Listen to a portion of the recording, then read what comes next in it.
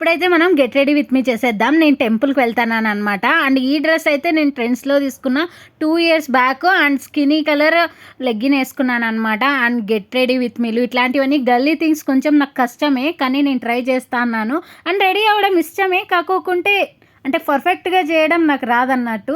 And next అయితే patch up కొట్టుకోయిన తర్వాత ఈ ట్రిక్ నేను ఇన్‌స్టాగ్రామ్‌లో చూసినా అనమాట. అందుకోసమే నేను ట్రై చేస్తా అన్నాను. ఇది వర్క్ అయిందని కూడా అనిపిస్తాంది.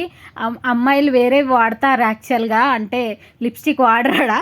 నేను కాకుంటే లిప్‌స్టికే వాడతాను. నాతో ఒక 2, 3 ప్రోడక్ట్‌లున్నాయి. దానిలోనే 2 ఏండ్ల నుంచి వాడతాననమాట.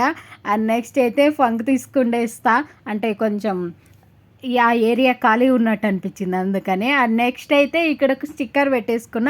లిప్‌స్టిక్ పూసేసుకోవడం ఇంతే నా గెట్ రెడీ విత్ మీ. దీనికనే ఏమి ఉండదు. అండ్ కమ్మలు పెట్టుకోవడం.